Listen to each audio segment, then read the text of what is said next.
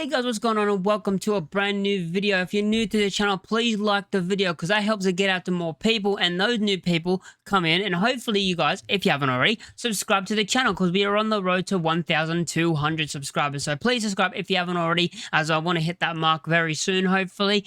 Thank you guys for all the support recently and throughout my entire time on YouTube. Anyway, today is going to be your preview for the Leeds United versus Crystal Palace game. So, of course, we got Crystal Palace at the weekend. Should be a very tough game, of course, because we are away from home.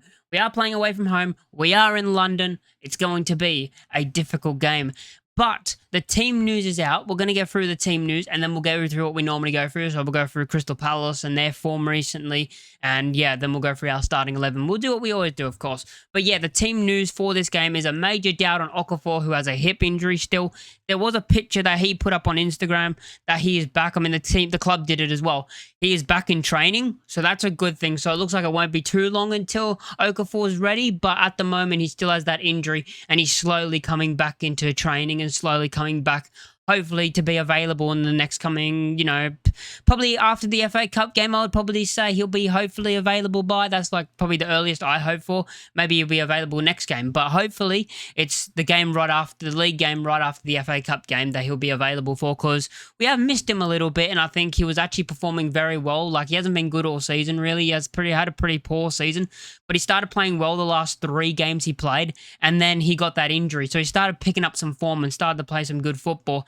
And then he's gotten injured. So when he comes back from that injury, the hope is that he continues that form that he left off and doesn't revert back to type of how he's been for most of the season. But yeah, he's been a major miss in the last coming weeks because having Okafor up front with DCL as Aronson to be more of the cam. But we'll get into lineup a bit later.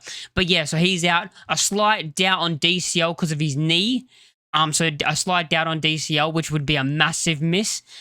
Fark also said about DCL, he is carefully optimistic that he will be available. So hopefully DCL is available, and he might not be available to start. So if he's not in the starting 11 come the lineup, I'm not going to go all crazy and stuff because I'm going to be like, I know why he's not 100% from that injury, but at least he's on the bench. But yeah, and then the last thing is Rodon's all clear. So Rodon's all good. A slight doubt on DCL and Okafor won't make it, basically, even on the bench. So that's the news on the team news. Now we'll get into Leeds United versus Crystal Palace, of course, or Crystal Palace versus Leeds United. Let's start off with the last 6 fixtures we've had against Crystal Palace. The last 6 times we have played them have resulted in Leeds United winning 4-1 in the last game, of course, because that was the last league game we played where we battered them 4-1 this season at Elland Road. The game before that was that game that we got battered 5-1. The game before that, we lost 2-1. The game before that was a 1-1 draw. The game before that was a 0-0 draw. And the game before that, all the way back in 2021, was a 1-0 win to Leeds United. So in the last 6 games, it's been 2 wins for Crystal Palace, 2 draws, and 2 wins for Leeds United. So it's all even, basically, in the last 6 games. And now, of course, we are going to London, where we've struggled a lot in London. And yeah, it's one of those things about we have struggled a lot in London. And I think it shows here when I'm going over here and I'm looking at Crystal Palace, how we've done recently in our trips against Crystal Palace going there. Crystal Palace beat us 2-1, as of course. We had a 1-1 draw in a friendly. Before them was a 0-0 draw. Before them was a 4-1 Crystal Palace win. Before them was a 2-2 draw. And before then was a 1-1 draw. So 4 draws and 2 wins for Crystal Palace in their last 6 games against Leeds United at Palace, while we haven't won a single one of those games. So, it's one of those things. We always struggle in London, though. But hopefully that's stopped now. And hopefully, that stops with us beating Crystal Palace in London. And then, of course, in the FA Cup game. But yeah, let's focus on this game first.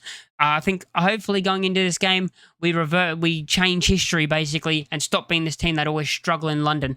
Now, going over Crystal Palace's form. Crystal Palace this season in their last 6 games. So their last 6 games have resulted in 3 wins, a loss, and 2 draws in their last 6. So a decent good run. Like, they've had some good form in recent times. Of course, drawing in the Europa League, 1-1 with Mostar. I'm not going to try and pronounce that first game, but drawing 1-1 with Mostar. After that, they won in the Premier League 1-0 against Wolves. After that, they had a Europa League game against Mostar again. It must have been, it was a 2-legged thing where they won 2-0, so they went on. They then lost to Man United 2-1. And then in their last Premier League game, they managed to beat Spurs 3-1. And then they had a cup game in the Europa League where they drew 0-0 with AEK Lakaka. Probably got that completely wrong. But AEK, they drew 0-0 in their most recent game. So pretty good form when you look at that over Crystal Palace and how they played. Now let's get into Leeds United's lineup and how I think we'll line up, because there's a couple of question marks about what you do with the lineup. Now, I do want to see this, and this is what I'm going to say we're going to line up as. You're going to have Darlow in the goal. You're going to have Darlow in goal. Your back three is going to be Rodon and Strauch on the left and right, and the return of Biol. The return of Jakob Biol in the middle of the three, in that centre-back role. We need him back in the team. He's a threat from corners. He's a threat from the long throws. He's a threat from free kicks. He's a threat from our set pieces. And even, in the game against Sunderland, we saw that. He came off the bench right near the end and had about 3 attempts at a header, trying to get to the front post ahead with the Ampadu throws, and he almost got there. So I'm hoping that he goes back to those back three as Rodon, Strauch, and Biol. I think you're going to go, of course, at Bogle and Goodmanson, which means James Justin comes out, which is not a bad thing. Having good quality depth on your bench and good quality players who have been performing on your bench is not a bad thing. That's how I think we'll line up at the back. And saying that, we'll go into the midfield now. I think it's going to be Ampadu and Stack, where Stack will be a bit more advanced than Ampadu, and Ampadu will be more the sit-in DM kind of role in that too. And of course, Gruev will have to come out. And I'm someone who actually really likes Gruev. I'm probably Gruev's biggest defender when you look at the Leeds United fans across everything, across Twitter and all that, and across YouTube. I'm probably one of his biggest defenders because I think he's very, very, very underrated, and no one actually gives him credit for what he does well. Or they don't see it. Like, it's something that you don't notice.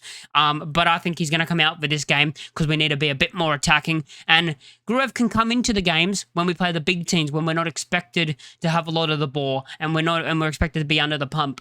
But this is a game where I expect us to have a bit of the ball and try and attacking a bit more. But yeah, so I think we're going to go with Stack and Ampadu as the 2.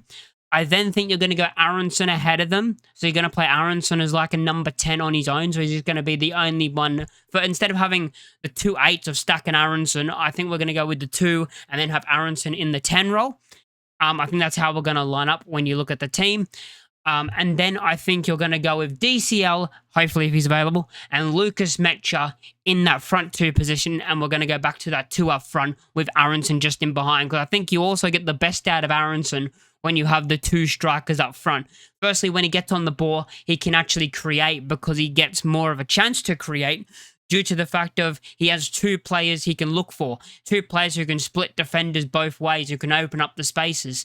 When we do pump it long, DCL, instead of DCL always trying to flick it next to him where Aronson would normally be, or, try and flick it onwards for Aronson in behind, he can header it backwards to Aronson where he's able to get onto the ball and then play in a Mecha, or play back in DCL and do it that way. So we'll go through the lineup again, or how I think we're going to line up in this game. Darlow in goal. Then you're going to have Rodon, Biol, and Strauch, of course. Bogle and Goodmanson. You're then going to have you're then going to have Stack and Ampadu. You're going to have Aronson. You're going to have Mecha and DCL in the front 2. That's how I think we're going to line up. Let me know what you think in the comments down below of how you guys think we're going to line up going into this game. As I said, it's going to be a tough game against Crystal Palace. Of course, a tough game against some good players. Crystal Palace do have some good players. Sarr, very good player. He's one that really we have to look out for. That game against Spurs, he was one of their better players. Of course, they got Strand Larson, who we were linked with signing. In my opinion, 40 mils too much for him, but he's doing what they needed him to do. So for Crystal Palace, they haven't really overspent because he's doing what they needed him to do. But still, for me, I think he's a bit overpriced, and I'm fine with who we have up front in Mecha and DCL. But yeah, let me know what you think in the comments down below. I'm going to go with a score prediction now. I think I should do my score prediction. I'm going to go Leeds United win this game, and I'm going to go with a high-scoring game. I'm going to go 3-2 Leeds United. I think Mecha gets a goal, DCL gets a goal, and Brendan Aronson gets a goal. All 3 of those attacking players, all 3 of them, the 2 strikers and the cam, all get a goal each. And yeah, let me know what you think in the comment section down below. Let me know what your score predictions are. Make sure you do like, comment, and subscribe if you are new, and I'll catch you all in the next one. Peace.